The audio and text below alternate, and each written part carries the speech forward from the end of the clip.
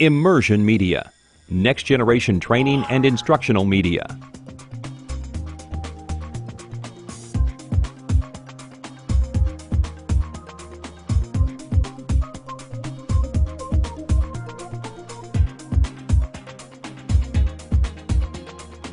Years ago, a torn ACL was a career-ending injury for an elite athlete. With advances in technology, surgical procedures, and rehabilitation, however, an elite athlete now has an excellent chance of returning to high-quality sports participation.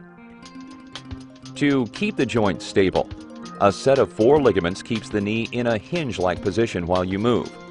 2 ligaments on either side of your knee joint, the medial and lateral collateral ligaments, connect to either side of your femur and tibia and limit shifting movement left or right. The other 2 ligaments, the anterior and posterior cruciate ligaments, connect from the base of your femur to the top of your tibia. They cross each other and prevent the knee from excessive forward and backward movement, as well as twisting movement in either direction. If a movement is forceful enough, any of these ligaments may snap, including the ACL. Once torn, the ACL cannot regenerate or repair itself.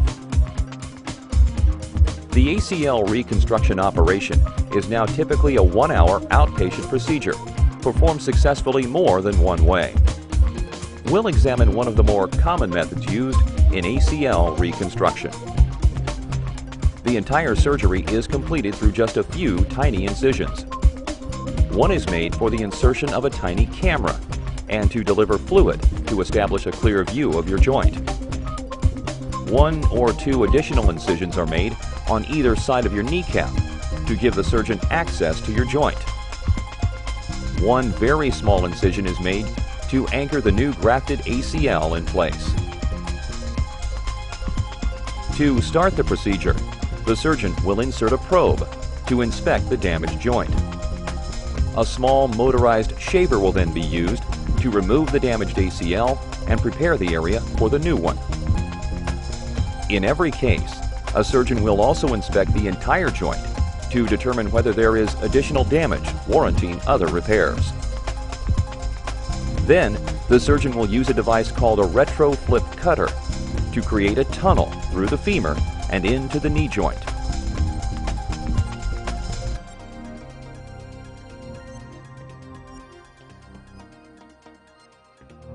The surgeon will also create a tunnel through the tibia and into the knee joint from below. These 2 tunnels become the source of the anchor points for the ACL graft. In most cases, the surgeon will harvest a portion of your own hamstring tendon to use as the graft.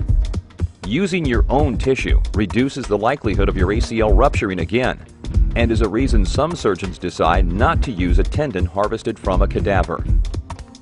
A surgeon will harvest more hamstring than needed to avoid the challenge of not harvesting enough. To the patient's benefit, hamstring tendons consistently regenerate over time as well. Your surgeon will prepare the harvested hamstring and pull it through the upper hole and into the lower hole just taut enough to mimic your original ACL. A small grappling hook will anchor the upper end of the graft, and a screw will stabilize the lower end. The screw is usually bioabsorbable, meaning your body will incorporate it into the bone over time. The graft from your hamstring tendon will act as a scaffold upon which a new ACL will grow. Over time, the hamstring graft undergoes changes and is strengthened, leaving a strong, viable ACL.